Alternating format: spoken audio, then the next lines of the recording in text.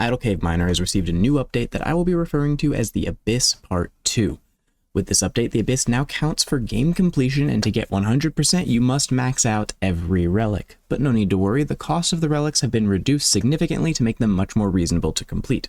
This update revolves around a new tab in the Abyss menu called Hand. Here you have the ability to buy Abyssal gems with your relic shards and socket them into the Abyssal Hand to grant your tower some bonuses. This is unlocked right away for all players who have access to the Abyss. However, your rank in the Abyss controls how much you have access to.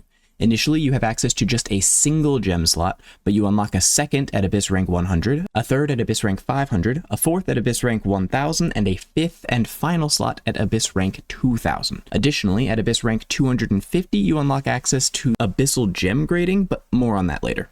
When you first start off, you can create a gem with a random tier between 1 and 4, and you have the ability to upgrade both the minimum and maximum tier of gems with shards. Doing this will increase the cost to create gems, but the gems you create will be higher.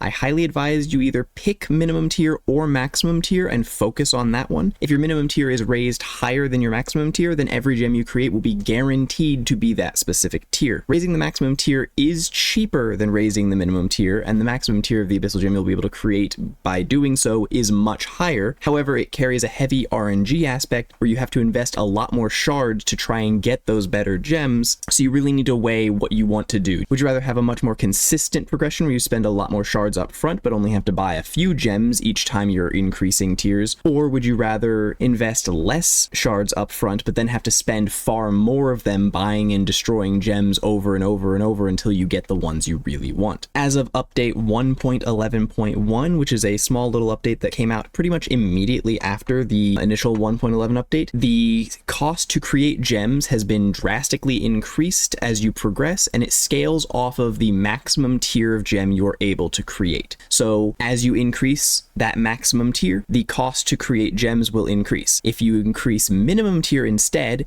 it will remain the same until your minimum tier surpasses your maximum tier, and then increasing it further will continue to increase it relative to what its maximum tier counterpart would be. Because of this, it makes it to where increasing the maximum tier on its own gets to be ridiculously expensive to try and get the gems that you want when you get much further along, because you have a much lower chance of getting those really high tier gems, and it costs just as much as it would be if you were to get the minimum tier up to the same point. However, because it's now scaling exclusively off of the maximum tier of gem you're able to create, increasing the minimum tier and the maximum tier no longer compounds the cost of creating gems. So you can focus on maximum tier and increase minimum tier as you go just a bit to level out that RNG aspect a bit, so you're not getting some of the really, really low gems. Ultimately, though, you can't invest in an even amount down both paths and get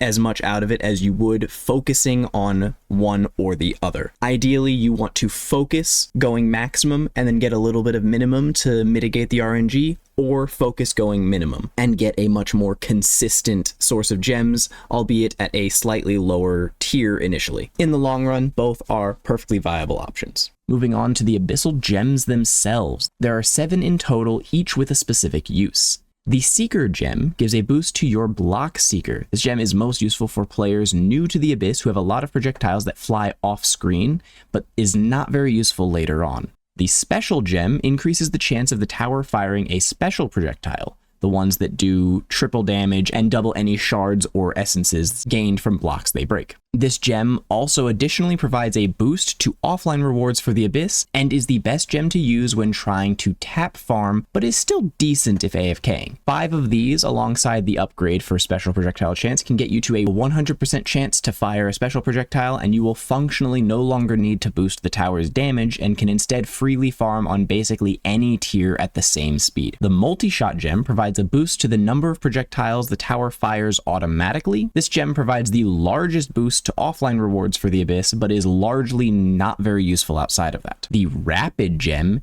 decreases the delay between the tower shots by a percentage. This gem is the best for AFKing in the late game, as with 5 of them, the tower cooldown is removed entirely, and it is always firing projectiles and it never stops. The next 3 gems are all designed to synergize with one another and all share equal functionality as a decent mix for AFKing and tapping on floors where you're able to one-shot the blocks. The electric gem will cause the projectile to break an additional block at random from the block directly below and directly below to the left or right. So any of those 3, it will hit one of them at random in addition to the block it already hit. The vertical gem will cause the projectile to break 1 block above and below the block that it hit, and the horizontal gem will cause the projectile to break 1 block to the left and right of the block that it hit. These 3 gems can all trigger on the same block and will stack their effects, with them being applied in the sequence of electric, then vertical, then horizontal. If all 3 trigger on the same block, there is potential for a dozen blocks to be broken by a single projectile. There are many different combinations of viable gem loadouts, and it largely depends on where you are in the Abyss for what would be best.